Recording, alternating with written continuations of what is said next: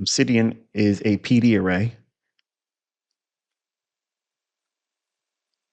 where you see a wick like this. While I'm expecting price to eventually turn and go lower, I look for these wicks like this. And then if there's an opposing wick that forms, it has to be above it now. This wick, and then we have this wick here that's going the opposite direction. So what's happening here? We have a wick that's above the candlestick, and then we have a wick that's below the candlestick. We're grading both of those. The halfway point is there, and on this one, the halfway point is there. Extend those to the right. You just watched me post a video, the long format version of it, where it's real time. It's not sped up, so that way the short attention spans on X or Twitter, they would never care so much to look at it. But I showed this forming after certain rules are met. The market trades lower, we close below it, and then when we get up in here, it proves to me that it's not willing to put a body in its first run up in here in the half of that. So between this candlestick's consequent encroachment, this candlestick's consequent encroachment, this little range, this portion of price action is where my focus is. Now I shorted higher, but I want to build, anytime it enters in here, I want to build the position up to go lower. And again, I'm aiming for the first target, which is low hanging fruit, 30,137 half, which is 2 ticks above the projection I just showed you at 30,137 even. So when we pull up the executions,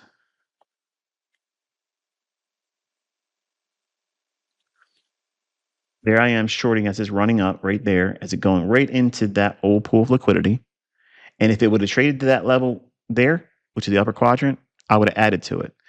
But I'm looking for it to fail there. I want to see it not reach that level, but clear the buy side at that level here. That was an old buy side liquidity pool from Friday's morning session last week. So we'll take this off. The market breaks down and we start approaching this level again. And I'm doing it with market orders. So you got to take it for what it is. But my focus is anywhere in this area here or in close proximity to it, I want to anchor and build in. Anytime it keeps tapping inside there, I know what it's doing. It's building a false consolidation that bull flag traders are going to see this. It's going to continue higher and it's going to deny them because of everything I indicated thus far. That's why I was bearish. Okay. If at this point, if you don't know what makes me bearish and why I'm doing this, rewind this video and start all over again and pay close attention to what I'm describing on the daily chart and how we did not open this week a certain way and the things that we saw on the daily chart. And then we obviously weren't giving all that much bullishness because of the price action. Despite this run here, which was protraction after 9:30 in the morning. So we get this run here. Now, what I'm doing is I'm nailing down from this wick low and this wick high. I see a gap. So I'm putting something in there because I'm pretty confident that we're not going up here. And then now when it does this run here, that confirms to me that now I have Obsidian. Obsidian is 2 wicks opposing, and the second wick has to be higher than the first one when you're bearish.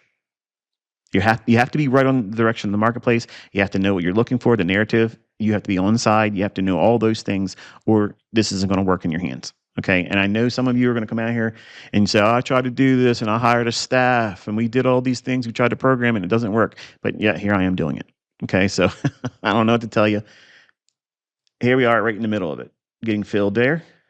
And then right there, I'm trying to nail, as I was going around and banging in here, I was trying to slide into that and get the low of it, but it didn't work so much in my favor, but it's still nonetheless delivering. And then look at the bodies here. It's respecting that wick.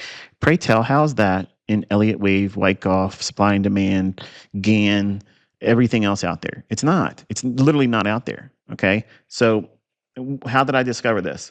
Look here. That's what I heard. That's what I heard. And it wasn't audible. It was like inside me, but it wasn't my conscience telling me. It was that still quiet voice. Look here. And I start putting them on the chart and I started seeing these things form.